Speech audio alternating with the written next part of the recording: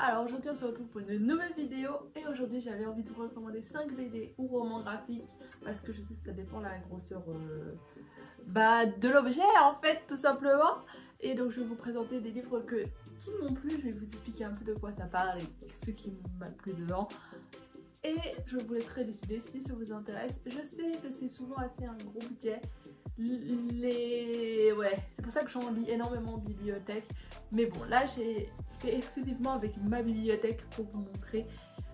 Si une fois vous voulez que je fasse un truc avec que des livres de bibliothèque, genre je vous recommande 5 livres que j'ai lus en bibliothèque, un truc du genre, si ça vous intéresse.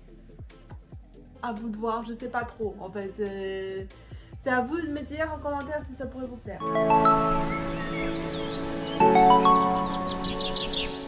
Le premier livre que je vous recommande, c'est Phileas. On approche tranquillement de l'automne.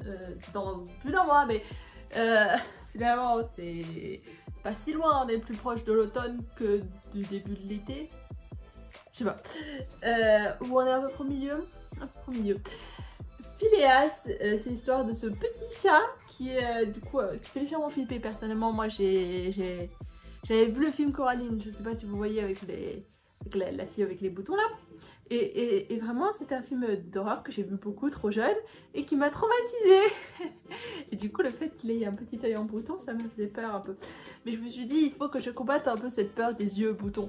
Du coup j'ai pris et c'est magnifique. Regardez ça. Les dessins sont assez... Enfin, il n'y a pas énormément de décors, mais c'est hyper mignon. C'est l'histoire de ce petit chat qui a pris vie et qui veut trouver une famille, entre autres. Et c'est très mignon, c'est genre vraiment, c'est hyper feel good, ça fait pas forcément peur, on dirait comme ça, mais ça fait pas forcément horrifique, mais je trouve que c'est un très très bel objet livre. Voilà, vous voyez qu'il scintille un peu. Quand je fais comme ça, vous voyez avec la ring light là, que ça scintille. Voilà, donc c'est trop mignon et je vous le conseille parce que vraiment c'est une lecture toute pipou et je pense que ça ira très bien pour l'automne parce que voilà, le petit chat un peu genre avec plein de tissus et tout. La deuxième BD que je vous recommande, c'est Cœur de pierre. Alors, je sais pas vraiment si on peut définir ça comme une BD, mais je vais le considérer comme tel, parce qu'il n'y a pas forcément de bulles de texte, c'est plus des petites, c'est plein d'images avec des petits textes comme vous pouvez voir. Je sais pas si on appelle ça une BD ou un album, mais en tout cas, je vous le conseille. Moi, je l'ai rangé avec mes BD et je trouve juste génial. C'est histoire un peu de l'hiver et de la mort et du printemps et de la renaissance. Et d'une sorte de petite histoire entre les deux. C'est trop mignon, franchement. Les dessins sont sublimes et ça vaut un détour.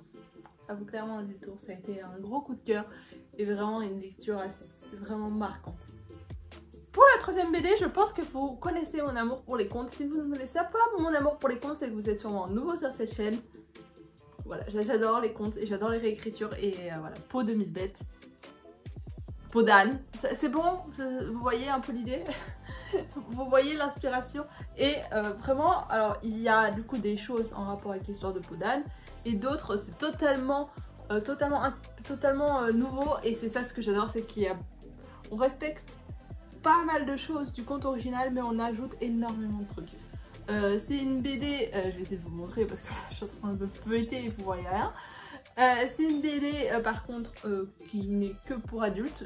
Franchement, une très très belle écriture et franchement, il y a de bonnes valeurs, une belle morale.